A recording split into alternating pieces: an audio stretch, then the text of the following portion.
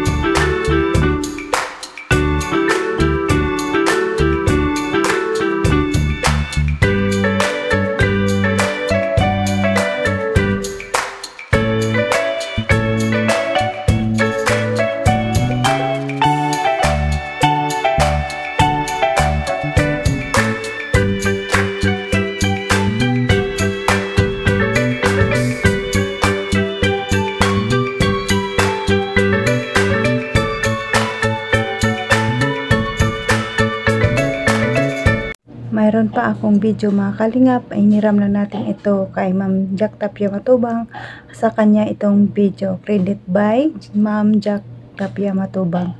Panoorin natin ang last practice din ito.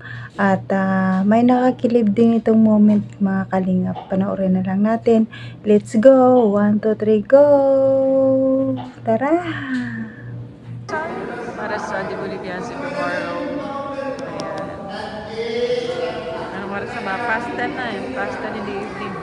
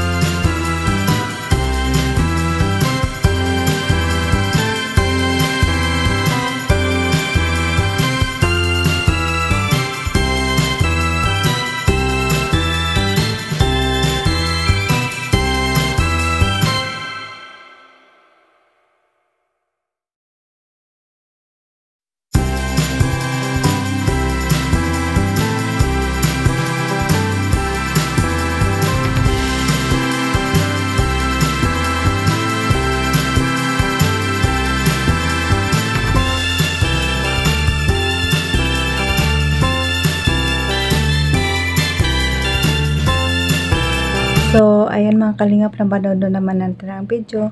Kahit sa practice lang, nakita natin ang kilig moment ng ITZY. Ang kulit ni Beyonce, di ba? Mayroon ipapaamo yung kilikili kay Papa Eds. Pero in fairness ang kinis. Ang kinis talaga. Wala kang makitang buhok, no? Nakakatawa si wifey na parang wala lang, parang parang nakita natin sa kanila na ang kanilang relasyon ay parang wala lang, mahalaga sa kanila, no? Marunong sila magtago, marunong sila parang banding lang, parang wala lang, okay lang. Nakakatawa ang ITZY, no? Naabangan natin yung pangalang premiere, ano kaya ang nakikita natin doon, no? Alam ko mayroong ang surprise ni Kalingap Ido nandun sa last video na Kalingap premiere niya. Ewan ko kung kailan na naman yun, baka mag 2 days naman yun bago i-upload ni Kalingap Rab. Nakakatawa daw doon, no? Nakakaiyak lahat ng mga eksena doon, no? Ang mga iba hindi inasahan ang surprise ni Kalingap Ido. Nakakatawa, no? May abangan pa tayo mga kalingap kasi hindi pa natin napanood lahat, kaya may abangan pa tayo. Mag-wait lang tayo sa second upload ni Kalingap Rab, kaya abang-abang na lang ulit, no? Pero in fairness mga kalingap, napakaganda ni Beyonce. Parang prinsesa. Naku, si Papa El, swerte mo talaga kay Beyonce. Napakabait, maraming nagsabi na sobrang bait talaga ni Beyonce, pero ito yung nakakatakot kasi madamdamin si Beyonce, no? Pag-ingatan, no, Papa El, kasi mahirap yan. Konting lang, dinadamdam yan ni Bibi Beyonce, kaya buti na pag-manage niya pa ang mga basher, hindi siya gaanong naapektuhan, caring niya pa rin kahit na ganun na madamdamin siya, pero kaya niya i-handle, no? So hanggang dito na lang mga kalingap ang aking video. Sa sunod muli, bago tayo magtapos, pasalamatan muli natin ang ama ng Kalingap, Bas Santos Matubang, Ate Edna Vlog, Kalingap Rab, Kalingap Ido, at sa lahat ng Kalingap partners, Kalingap team. Supportaran natin sila mga kalingap. At it's me, Jasmine 05 channel, paki-support mga kalingap. At salamat sa lahat ng mga silent viewers, mga viewers, solid supporters, ITZY supporters,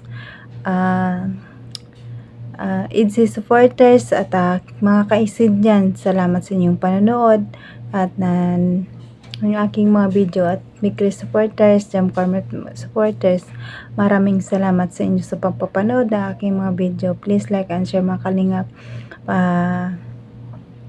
para sa panlusan ng YouTube. Kahit like lang, sapat na. I love you mga kalingap. Bye bye, sa ulitin.